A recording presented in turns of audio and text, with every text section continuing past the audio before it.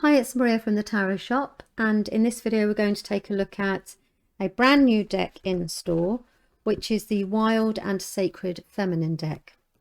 Now it's a 52 card oracle by Niki Dewart and Elizabeth Marglin. I think that's how you say it. The illustrations by Jenny Kostecki-Shaw. So this is a little magnetic box that comes with it, which I can't for the life of me open now. There we go. Inside the cards go, and the book. Now, the book is quite sizable. Now, when you first read the Wild and Sacred Feminine deck, you would be forgiven for thinking that perhaps this is a feminist, female power, all hail to the female form type of deck, but it's actually not. It's about Gaia. In simplest of terms, it's about Mother Nature, the creator of all life. So it's the Wild and Sacred Feminine deck, but it's actually about life. The booklet is quite sizable. It's a thick book, actually, like quite a lot in here. Right, so basically starting at the book, it talks about the deck, how to use it. So, okay, when you hear the word feminine, you may immediately think of gender. However, the Sacred Feminine isn't about gender. She embodies a wild and holy energy that animates our world and circulates through all living things. Each one of us contains masculine, consciousness, and feminine creation aspects of being.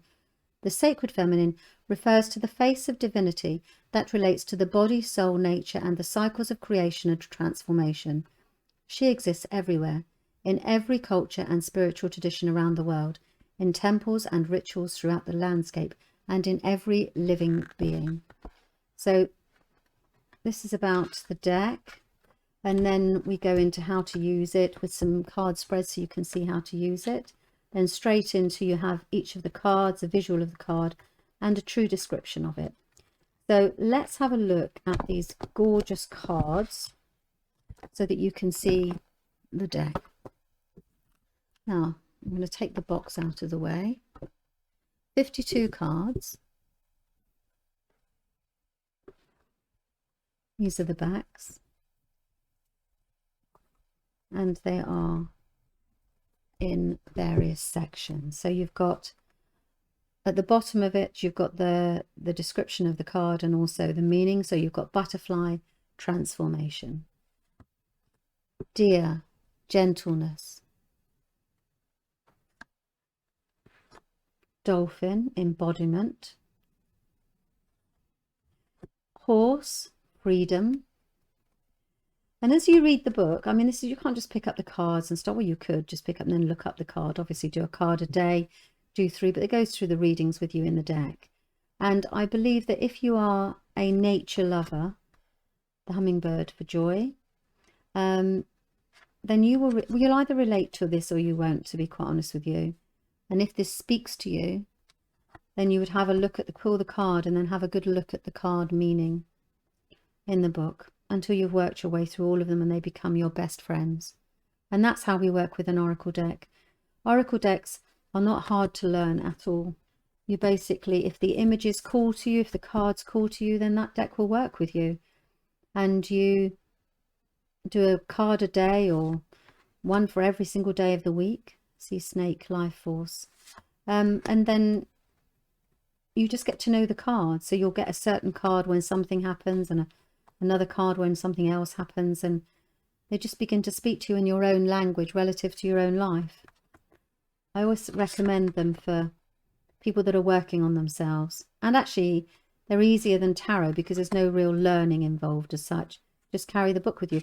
And always with oracle, I recommend that you have a journal or a notebook that you write things down in. You've got cave, receptivity, so these are places. The desert for solitude, lotus for resilience, the moon for rhythm, mountain for presence, the ocean for source,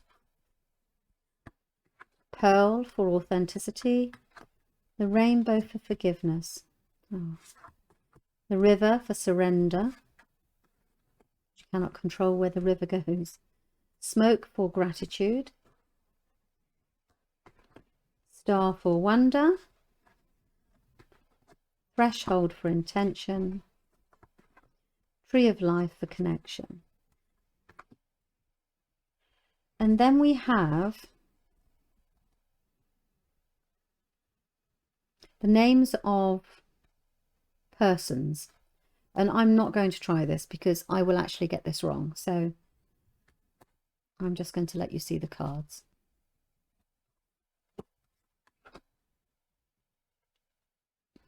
My pronunciation is not fantastic. I can manage that one. That's lover and intimacy, maiden and innocence. Mother and nurturing, I can manage that one too. So maybe I'm not as bad as I thought I was. Muse, inspiration. Mystic, devotion. Priestess, intuition. Queen is for sovereignty. Rebel is for revolutionary. There's a lot of that going on right now. Shapeshifter, fluidity. And the traveller and faith. These are the names of deities. Not even going to try and attempt to say them. I'll let you read for yourself.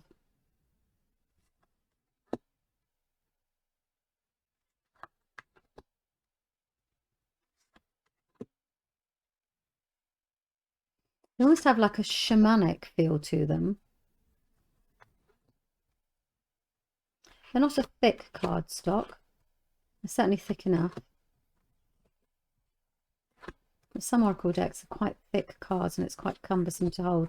These aren't. These are very nice. So, and we finish with this one. So these are the wild, it's quite surprising actually. When I read the title, I was like, oh my goodness, what have we got here? And because the image didn't kind of go with the name, but when I went through them, yeah, they're very deep and connecting. So the Wild and Sacred Feminine deck by Niki, Dewart and Elizabeth Marglin. Illustrations by Jenny Kostecki Shaw. So I hope that you've enjoyed those, and thank you very much for your time.